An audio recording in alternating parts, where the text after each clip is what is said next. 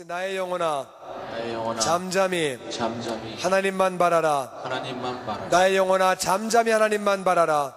나의 영혼아 잠잠히 하나님만 바라라. 이런 제목으로 은혜를 나누기 원합니다. 우리 시편 62편 우리 1절부터 우리 읽어보죠. 구약성경 제성경으로 845페이지. 나의 영혼이 잠잠히 하나님만 바라며 나의 구원이 그에게서 나오는도다.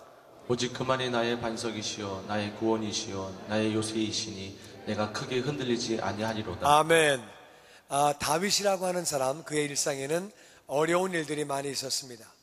그런데 특별히 이번에는 어떤 일이 있었느냐, 아들이 다 같이 압살롬이라고 하는 아들이 있었는데, 이 아들이 다른 아들을 죽였어요. 그러니까 다윗에게는 부인이 여러 명이 있었는데, 그러니까 이제 이쪽 엄마에게서 나온 압살롬의 여동생이 다른 오빠, 아버지는 똑같은데 엄마가 다른 이복 오빠에게 이렇게 강간을 당했어요. 그래가지고 이 압살롬이 너무 화가 나서 자기 여동생을 복수하려고 자기 형을 죽였어요. 엄만 다르지만 아버지가 같지요. 형제지간에 그걸 죽이면 안 되지요. 물론 강간한 것도 나쁜 거지만 살인은 이거 더 나쁜 거지. 그래서 형을 죽이고, 왕자인데 형을 죽이고, 압살롬은 다른데 도망을 갔어요. 도망을 갔는데 이 다윗이 정말 아버지 입장에서는 아들이 그래도 불쌍하잖아요. 물론 다른 아들을 죽인 거는 그건 안 되는 일이지만 뭐 아들은 이미 죽은 거고 세월은 지나간 거고 이제 불쌍하니까, 그래서 이제 다윗이 그 압살롬을 용서를 했어요. 용서를 했는데 그런데 이 다윗이 압살롬이 용서를 받아가지고 왔으니까 자기는 살인을 했거든요. 살인을 한 다음에 용서를 받았으니까 얼마나 감사해요. 그 아버지에게, 아버지로 볼 때는 아들을 잃어버린 거지요. 그러니까 이제 압살롬은 그 자기 형을 죽이고 자기가 용서를 받았으니까 정말 매일매일 아버지 앞에 감사하고 고개를 못 들어야 정상인데, 그런데 이 아들이 아버지를 반역을 했어요. 이 아들이 백성들을 모아서, 군대들을 모아서 아버지에게 쿠데타를 일으켰어요. 그렇게 반역을 했어요. 아버지를 놓고 볼 때는 이건 말도 안 되는 일이에요. 어떻게 아들이 아버지를 죽이겠다고 아버지 목에 칼을 겨눕니까? 이 자체가 말도 안 되고, 특별히 압살롬은 자기가 사형을 시킬 수 있는데 자기가 살려줬다 그 말이에요. 자기가 용서를 했는데 어떻게 그 아들이 나에게 그럴 수가 있습니까? 더군다나 이 백성들은, 이 다윗이 볼 때는 이 백성들은 자기가 목숨 걸고 지켰던 사람들이에요. 원래 이 다윗은 유다의 왕이에요. 이스라엘의 왕이 아닌데 모든 이스라엘이 와서 왕을 해달라고 부탁을 해서 다윗이 왕이 된 거예요. 그렇게 됐고, 이 다윗은 정말 목숨 걸고 블레셋과 싸우면서 자기들을 다 지켜주고 보호해줬는데 이 백성들이 자기 아들 편을 드는 거예요. 군대가 자기 아들 편을 드는 거예요. 이 다윗은 너무너무 기가 막혀요. 이게 말도 안 되고. 그런데 이제 이런 게 있습니다. 일반 백성들, 일반 군대들은 사람이 눈치를 보는 거예요. 지금 누가 대세냐? 딱 보니까 대세가 아들이에요. 아들 쪽으로 군대가 기울어지고 백성들이 가면은 일반 백성들은 그쪽으로 갑니다. 살기 위해서. 자기는 뭐 옳고 그런 것보다 살기 위해서 그냥 글로 붙는 거예요. 그러다 보니까 대다수의 백성들과 대다수의 군대가 다 글로 붙어버리는 거예요. 그럴 때 얼마나 이 다윗은 정말 암담하고 얼마나 기가 막힌지, 이 다윗은 지금 이제 다윗이 도망을 가는데 아들이 갑자기 자기를 죽이려고 군대를 동원시켜서 백성들과 함께 쳐들어올 때, 반란이 생겼을 때에 이 다윗은 얼마나 급한지 밤에 맨발로 도망을 갔습니다. 맨발로 밤에 도망을 갈 때 자기의 후궁들, 자기의 부인들, 자기 왕비가 있는데 급하니까 그 왕비 후궁들을 그냥 궁에 두고 자기만 그냥 도망가는 거예요. 물론 재산도 다 두고 음식 다 두고 급해서 도망가는 사람이 아무것도 없이 맨발로 그냥 맨손으로 막 도망가는 거예요. 얼마나 급한지 그때 지은 시 요거 배경을 잘 아시고 얼마나 지금 마음이 급한지, 하여튼 백성들 마음도 다 아들에게로 갔고 군인들도 대다수가 다 글로 갔고 자기를 따라오는 군대 얼마 안 되고 자기를 따라오는 백성 얼마 안 되고, 지금 이런 상황 가운데 너무 마음이 급하고 너무 황당하고 너무 곤혹스럽고 아들이 자기를 반역을 했고 정말 기가 막힌 현실 가운데서 모든 그 군대와 백성들은 아들을 지지하는 가운데 지금 기록한 시가 바로 이 시예요. 우리 한번 보면은 이렇게 말합니다. 나의 영혼이 잠잠히 하나님만 바라며. 내 영혼은 이렇게 어려운 현실 가운데서 다 같이 잠잠히. 잠잠하다는 것은 이것은 아무것도 안 한다 그 말이 아니에요. 피난 갈 건 피난 가고 도망갈 건 도망가고 할 건 해야지요. 잠잠히는 가만히 서 있는 게 아니에요. 할 건 하는데 나는 이 잠잠이라고 하는 것은 순종하는 마음으로 동요하지 않는다 그 말이에요. 순종하는 마음으로 하나님이 이렇게 허락하신 것은 이유가 있다. 나는 이해를 못해도 나는 이해를 못해도 정말 내가 하나님을 잘 섬기려고 섬겨왔는데 어떻게 이런 일이 있을 수 있을까? 세상에 이런 일이 있을 수 있을까? 나는 이해를 정말 이해가 안 되는 거예요. 나는 내 머리로는 진짜 이해가 안 되는 거예요. 그런 중에도 나는 내가 동요하지 않고 순종하는 마음으로 받아들인다. 나는 이해가 안 돼도 이유가 있을 것이다. 그러는 중에 이제 할 일을 하면서 하나님만 바라본다. 다시 하나님만, 오직 하나님. 이 어려운 상황 가운데에 여기에서 지금 오직 믿음으로 나아가는 충성스러운 그리고 참으로 용기가 있는 이 다윗의 모습을 바라봅니다. 오직 하나님만, 나는 하나님만 바라본다. 바라본다는 말은 바라보며 기다린다 그 말이에요. 하나님만 바라보며 기다린다. 많은 군대가 이미 아들에게 갔어요. 많은 백성이 전부 아들에게 갔어요. 아들은 지금 자기를 죽이려고 쳐들어오고 있고 너무너무 급한 가운데 이제 그렇게 사람들이 그렇게 참 다 떠나간 상황 가운데서 다윗은 어려운 중에 하나님만 바라보면서 나의 구원은 하나님에게서 나온다. 반드시 하나님이 나를 구원시키신다고 하는 그러한 고백을 하게 됩니다. 오직 하나님만이 나의 반석이 되시고 나의 구원이 되시고 나의 요새가 되시기 때문에 나는 크게 흔들리지 않는다. 이 반석이란 말은 큰 바위를 반석이라고 그래요. 뉴욕에 왜 그렇게 많은 빌딩이 있느냐? 뉴욕의 그 맨하탄에는 그 밑에가 엄청난 안반이 반석이 있기 때문에 바위를 지어도 거기 그 바위 위에 건물을 지어도 튼튼한 거예요. 그래서 많은 건물을 지을 수 있는 거예요. 높은 건물을.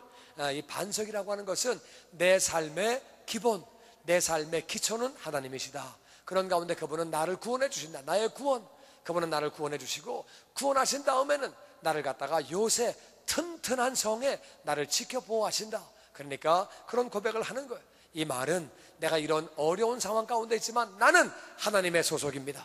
이걸 다시 한번 확실하게 하고 그러면서 이제 다시 믿음을 고백할 뿐만 아니라 바로 하나님이 나의 개인적인 세계 인류를 구원하시기 위하여 예수님 오셨지만 내가 주관적으로 나의 주님, 나의 구원자 고백하는 것처럼 하나님은 바로 나의 하나님, 다시 나의 반석, 나의 구원, 나의 요새, 바로 나의 주관적으로 나의 그렇다는 거예요. 나의. 여러분 바로 이 다윗의 고백이 저와 여러분 고백 되시기를 주의 이름으로 축원합니다. 그러므로 내가 이렇게 어려운 상황 가운데 현실적으로 볼 때는 깜깜한 거예요. 현실적으로는 정말 자기가 어떻게 살지 이건 뭐 대책이 없는 거예요. 모든 백성과 군대가 아들 편을 들고 아들은 악착같이 자기를 죽이려고 하는데 이 너무너무 끔찍한 상황 가운데 있습니다. 그리고 또 그 가운데 몇몇 또 신하들이 아주 안 좋은 이런 또 조언을 해가지고 뭐라고 얘기를 했냐면은 우리가 지금 아들 압살롬 당신 편을 들고 있는데 나중에 당신과 아버지가 하나가 되어버리면 한 팀이 되어버리면 우리는 당신을 지원했던 우리를 다윗이 다 죽일 수 있다. 그러니까 당신과 아버지가 원수가 된 것을 보여줘야 한다. 어떻게 보여주면 되는데 이걸 보여주기 위해서 당신 아버지의 후궁들을 당신이 그 백주에 남들 보는 앞에서 대낮에 다 아주 범해라. 전부 다 잠을 같이 자버려라. 그러면은 당신 아버지와 당신이 완전히 원수가 되었기 때문에 우리는 확실하게 충성한다. 이래가지고 압살롬이 정말 그 대낮에 백주에 사람들 보는 앞에 천막을 쳐놓고 그렇게 아버지의 후궁들과 다 잠을 자버린 거예요. 그러니까 이게 뭐 그냥 막 이제 뭐 완전히 뭐 다윗이 볼 때는 완전히 이게 막 엉망진창된 상황, 이게 막 너무너무 어렵고 너무 힘들고 이제 이런 상황 가운데서 하나님만 바라보고 나는 흔들리지 않는다고 고백을 그렇게 합니다. 계속 우리 3절부터 보지요. 넘어지는 담과 흔들리는 울타리같이 사람을 죽이려고 너희가 일제히 공격하기를 언제까지 하려느냐. 그들이 그를 그의 높은 자리에서 떨어뜨리기만 꾀하고 거짓을 즐겨하니 입으로는 축복이요 속으로는 저주로다. 아멘. 이제 다윗은 그들을 바라보며 선포합니다. 넘어지는 담과 흔들리는 울타리. 넘어지는 담은 끝난 거예요. 넘어지는 담은 넘어지는 담은 더 이상 역할을 감당하지 못하는 건데, 넘어지는 담, 흔들리는 울타리. 울타리가 아무리 있어도 흔들리면 끝나는 거지.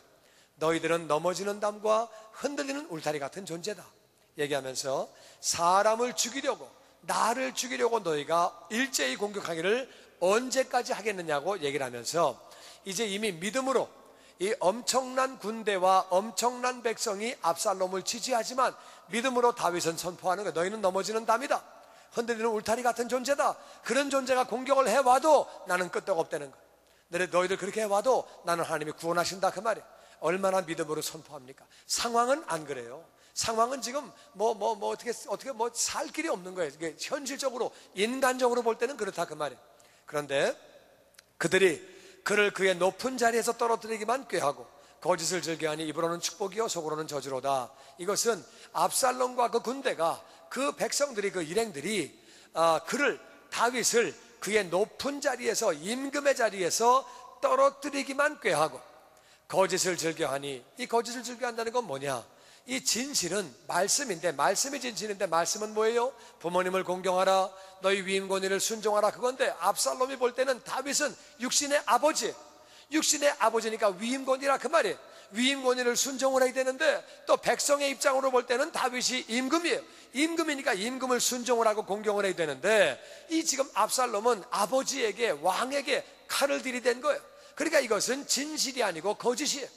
이거는 말씀과는 까꿀로 가는 거예요. 그래서 너희들은 거짓을 즐겨하는구나, 하나님 말씀대로 안 살고 까꿀로 가고 있구나. 그러니까 입으로는 축복을 말해도 축복을 말하라고 그래서 말은 하지만 속으로는 축복이 아니고 저주다. 너희는 거짓을 행하는 자들이다. 그러니까 너희는 망한다는 거예요.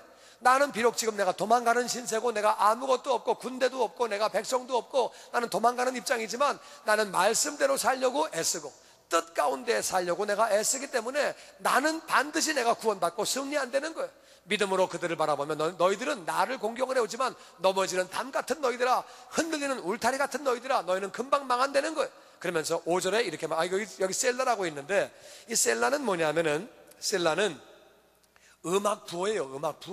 음악 부호인데 이 뜻이 뭔지는 오늘날 아무도 모릅니다. 왜냐하면은 이 시편을 오랜 동안 연주를 안 했어요. 이들이 포로로 끌려가고 나라가 없어지고 오랫동안 이것을 연주를 안 했기 때문에, 이게 이제 연주 부호기 때문에 이게 뭘 의미하는지 오늘날 잘 모르는데, 이제 이 시 내용을 위아래를 살펴볼 때 이거는 침묵이다, 침묵, 가만히 침묵하는 대목이다, 이렇게 말하는 학자도 있고, 또는 여리게, 피아니시모, 디크레센도, 이렇게 천천히 여리게 나가는 부분이다, 이렇게 말하는 분도 있고, 아니면 여기는 말은 안 하지만 현악기 가운데서 저음이 나오는 것, 콘트라베이스 같은 거, 이런 큰 그런 소리 나는 거, 이런 걸 막 해서 분위기를 좀 이렇게 음울하게, 이렇게 좀 침울하게, 이런 분위기를 내는 분위기로 하는 그런 부분일 것이다. 근데 이제 이거는 몰라요. 그래서 이거는 하여튼 뭔지 모르니까 그냥 넘어가면 되고, 이 셀라라고 하는 것은 음표기 때문에 읽지 않아요. 우리가 노래를 부르다가 거기 도돌이표가 있다 그래가지고 도돌이표 하고 읽지 않습니다. 그냥 넘어가듯이, 이거는 이렇게 읽는 게 아니에요. 셀라는 읽지 않고 그냥 넘어갑니다.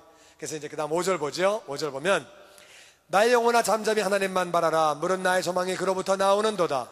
오직 그만이 나의 반석이시요 나의 구원이시요 나의 요새이시니 내가 흔들리지 아니하리로다. 아멘. 1절 보면 나의 구원이 그에게서 나온다. 지금 5절 보니까 나의 소망이 그에게서 나온다. 똑같은 말씀인데, 구원이 그에게서 나온다고 믿으니까 소망이 생기는 거예요. 구원 주시는 하나님을 믿으면 소망이 생기는 줄로 믿습니다. 하나님을 믿으면 우리 소망이 생기는 거예요. 소망이 그로부터 반드시 나온다. 나는 그에게부터 나온다. 그분이 나를 구원하신다. 이걸 믿는다, 그 말이에요. 그래서 그는 나의 반석, 나의 구원, 나의 요새, 나는 흔들리지 않는다. 이 어려운 상황 가운데서 요동하지 않는다고 그렇게 고백을 하는 것. 계속 7절 말씀 봅니다. 나의 구원과 영광이 하나님께 있으며 내 힘의 반석과 피난처도 하나님께 있도다. 백성들아 시시로 그를 의지하고 그의 앞에 마음을 토하라. 하나님은 우리의 피난처시로다. 아멘. 다시 나의 구원과 영광이. 아직 구원 못 받았어요. 지금 쫓겨가는 중이에요. 지금 야밤에 쫓겨가고 지금 백성도 얼마 남았고 정말 군인도 얼마 없고 자기는 쫓겨가는 상황인데 이미 구원과 영광, 나는 구원받을 것이고 영광이 회복될 것이고 이걸 다 미리 바라보면서 구원과 영광이 하나님께 있으며 할렐루야. 나는 저와 여러분이 아무리 어려운 상황에도 다윗과 같이 믿음의 고백을 하는 성도가 되기를 주의 이름으로 축원합니다. 쫓겨가면서도 구원과 영광이 하나님께 있으며 할렐루야 고백을 하며 선포하는 거예요. 그래서 내 힘의 반석과 피난처도 하나님께 있도다. 그래서 내 힘 하나님이 주신다. 나 지금 군대도 없고 내가 백성도 없고 약하지만 내 힘의 반석, 정말 반석과 같은 힘 하나님이 주시고 피난처 하나님이 다 나를 보호해 주시고 인도해 주신다. 그냥 믿음으로 선포하는 거예요. 그리고 백성들아, 시시로 이 다윗을 따라오는 백성들, 얼마 안 되는 소수의 백성들, 그들에게 너희들도 시시로는 항상 시시때때로 언제든지 하나님을 의지해라. 물론 환경적으로 볼 때는 이 백성들 두려운 거예요. 의리로 다윗을 따라왔는데 지금 이 상황을 보면은 압살롬이 이길 수밖에 없는 거예요. 모든 군대와 백성이 다 그쪽 편이에요. 그러니까 이게 정말 상황적으로는 자기들은 지면 다 죽는 거죠. 근데 그들에게 말합니다. 항상 그분을 의지해라. 어려울 때도 그분을 의지하고 잘 나갈 때 형통할 때도 의지하고 항상 의지해라. 그의 앞에 마음을 다 토하라.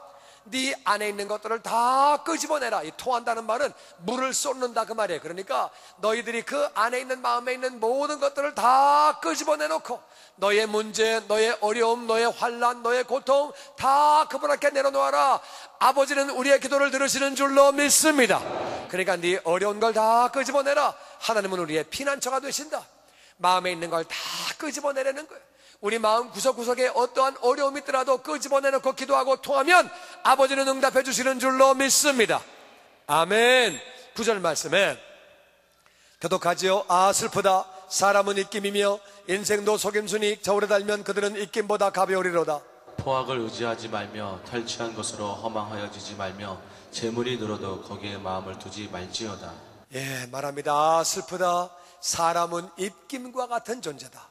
여기 사람은 천한 사람을 의미하고 인생은 높은 사람을 의미해요. 그래서 사람은 입김과 같은 존재다.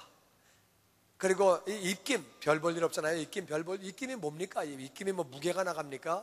입김은 아무것도 아니잖아요. 사람은 입김과 같은 존재다.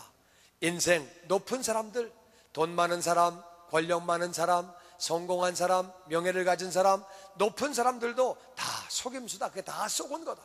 결국 다 속았다는 거예요. 하나님 없는 인생, 하나님이 없는 인생은 다 그것이 속은 것이지 의미가 없다는 거예요. 그들은 그게 인생의 전부다인 줄 알고 살아가지만 그게 아무 의미도 없는 거라는 거예요. 그래서 이 높은 사람, 낮은 사람 다 달면, 저울에 달면 그것들은 입김보다 가볍다. 그들은 입김보다 가볍다는 모든 사람을 다 달아보니까 그걸 다 달아봤자 죽고 나면 아무 의미 없는 인생. 아무 의미 없는 인생. 그래서 입김보다 가볍다고 말하는 거예요. 사람은 입김보다 가볍다고 말하는 거예요. 그러니까 너희들 그 많은 사람이 따라오는 것 같지만 너희들 인생들은 다 달아봤자 입김보다 가벼운 존재다. 그렇게 하면 죽으면 너희들 정말 아무것도 아니다. 압살롬과 너희들 따라오는 존재들, 그러니까 그걸 바라보고 슬프대는 거예요. 너희들은 뭐 굉장한 권력 잡는 건 줄 알고 권력이 뭐 굉장한 줄 알고 막 쫓아오는데 헛것을 쫓고 있다는 거예요. 그러다가 너희들 죽으면 그게 무슨 의미가 있냐는 거예요. 그러다가 망하면 너희들이 무슨 의미가 있냐는 거예요. 그래가지고 그것은 아무 의미 없는 것이다. 그래서 인생들 다 합쳐봤자 그것은 입김보다 가벼운 것이다. 그리고 포악을 의지하지 말아라. 포악은 뭐예요? 내가 포악할 수 있다는 것은 권력을 가졌다 그 말이에요. 권세를 가졌다 그 말이에요.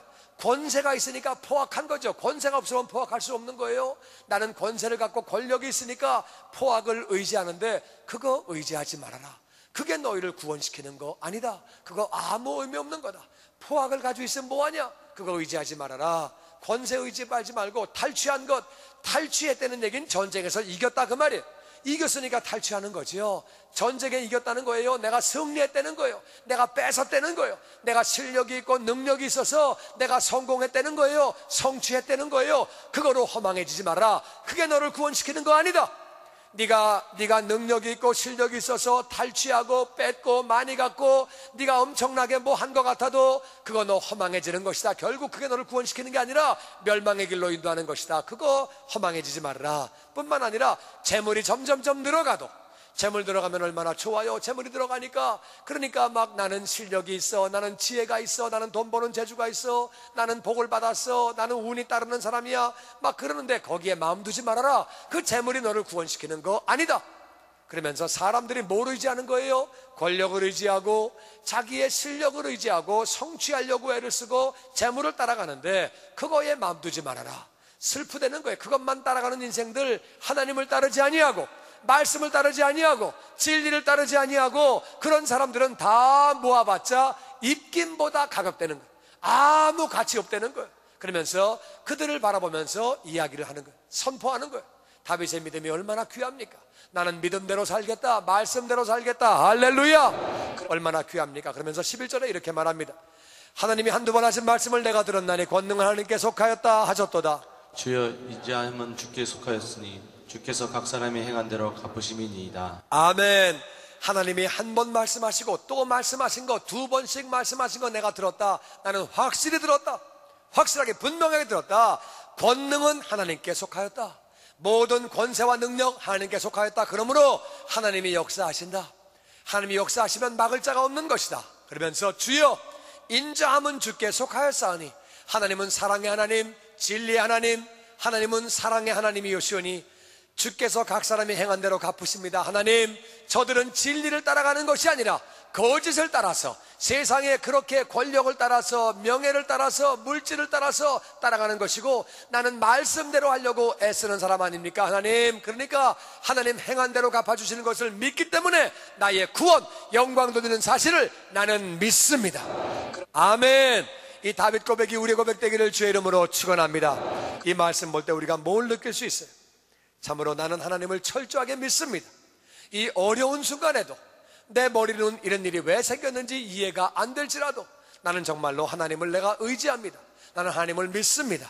하나님이 역사하실 줄로 믿고 나는 순종합니다. 따지지 않습니다. 하나님 감사합니다. 하나님만 의지하겠다고 하는, 하나님만 바라본다고 하는 믿음을 볼 수 있습니다.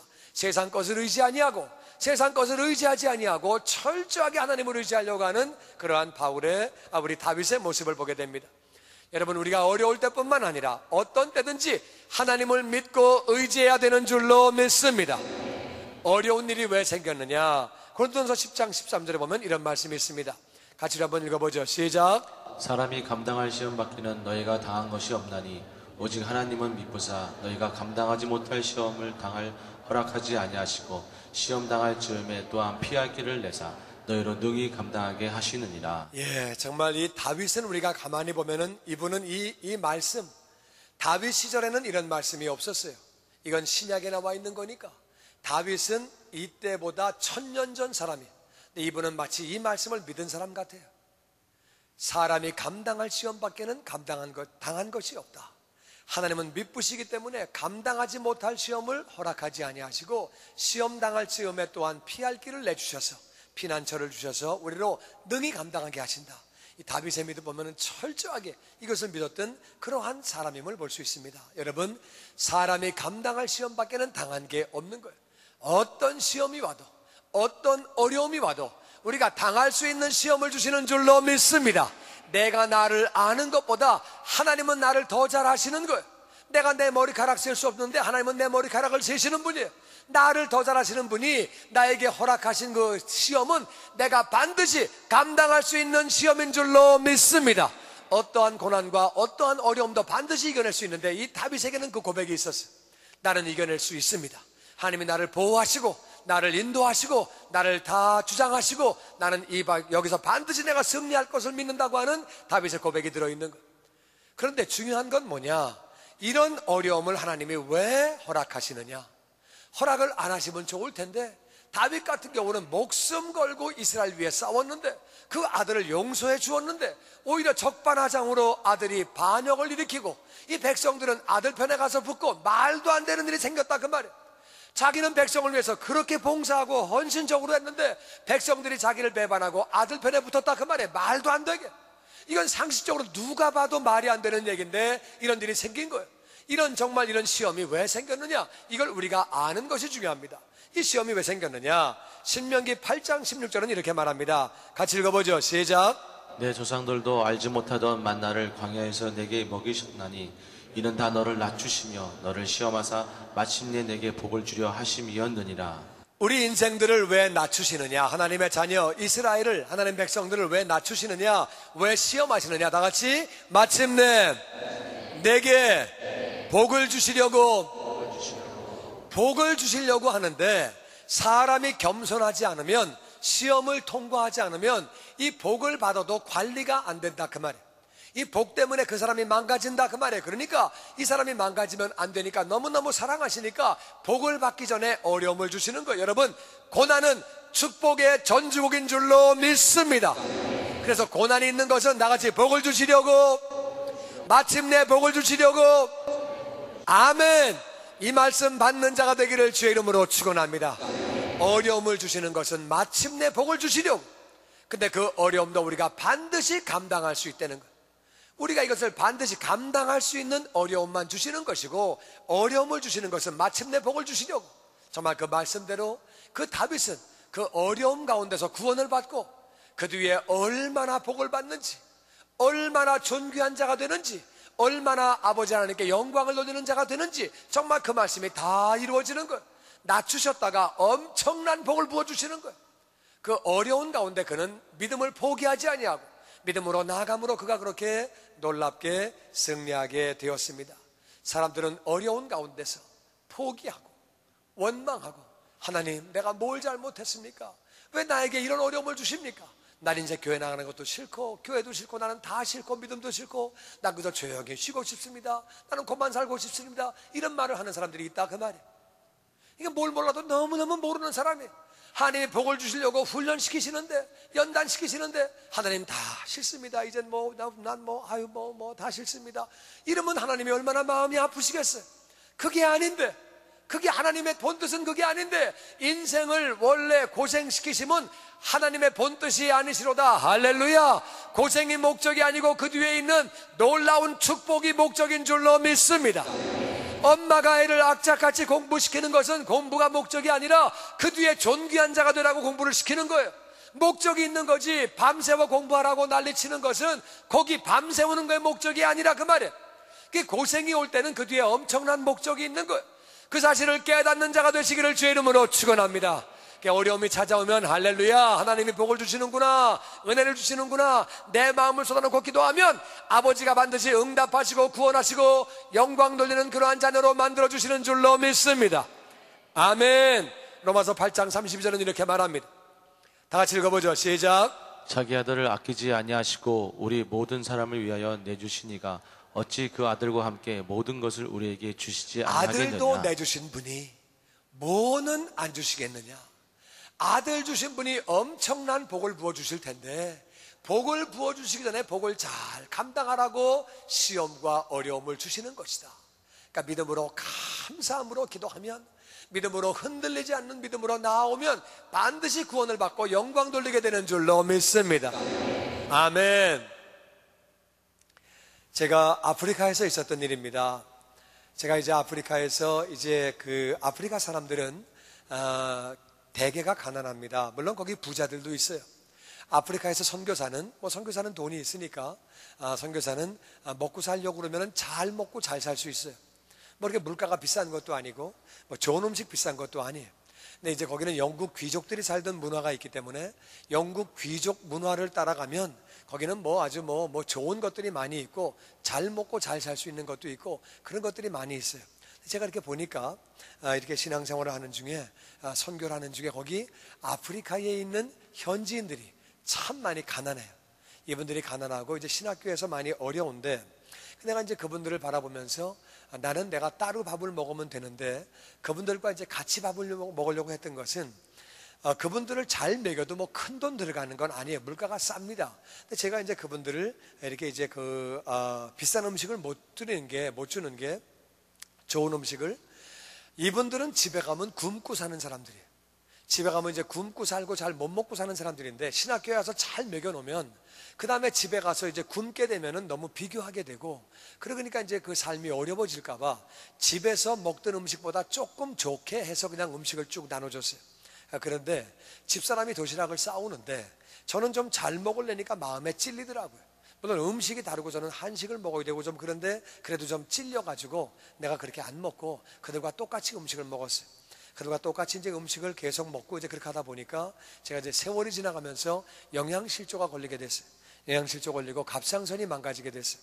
이제 그렇게 됐는데 하루는 제가 이제 그렇게 이제 목사님들하고 식사를 하는데 갑자기 속에서 뭐가 쪼르륵 하고 올라와요. 이렇게 쭉 올라오는데 갑자기 어지러우면서 갑자기 막 핑 돌아가지고 제가 이렇게 일어서다가 너무 어지러워서 이렇게 제가 이렇게 좀 확 주저앉았어요.